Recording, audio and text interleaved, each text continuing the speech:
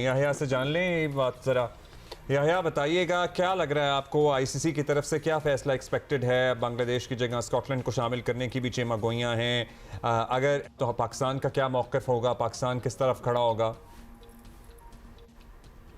देखिए अब्दुल्ला, जो international cricket council की बोर्ड है उसकी अपनी तो कोई हैसियत है नहीं। ये जो जितने भी टेस्ट मुल्क हैं हम्म। उनकी नुमाइंदगी ये करते हैं और उनके वोट से जो है ये मुंतखब होते हैं। ये जो हम्म। एक बांग्लादेश का मसला खड़ा हो गया है, ये एक आई ओपनर है, क्योंकि आप किसी भी मुल्क को मेजबानी देते हैं तो सबसे इम्पोर्टेंट चीज ये होती है कि वो मुल्क जो है वो तमाम क्रिकेट बोर्ड के खिलाड़ियों की सिक्योरिटी का जामिन होगा।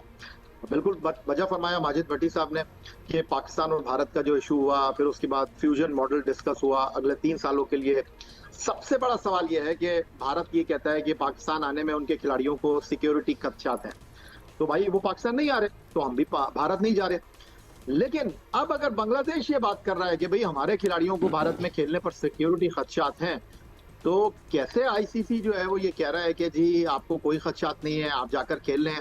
तो फिर कैटेगोरिकली बांग्लादेश क्रिकेट बोर्ड को ये चाहिए कि वो हुकूमत की तरफ से खत लिखे आईसीसी को कि जी आप हमारे खिलाड़ियों की जमानत दे दें, अगर खिलाड़ियों के साथ कुछ भी होगा तो आप जिम्मेदारी लेंगे।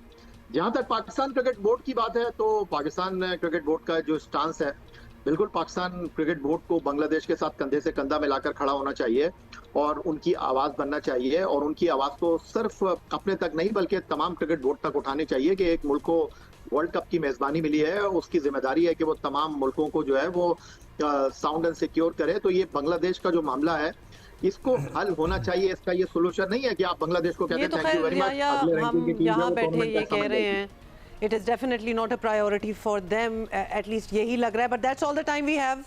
Thank you Yahya and Bhatti साहब हियर विद अस। कोई आईसीसी का कोई टूर्नामेंट, कोई इवेंट हो रहा हो और वो कंट्रोवर्सी इर्द गिर्द ना हो, ये अब हम पिछले कुछ सालों में हम इमेजिन नहीं कर सकते, प्राइमरीली बिकॉज ऑफ इंडिया।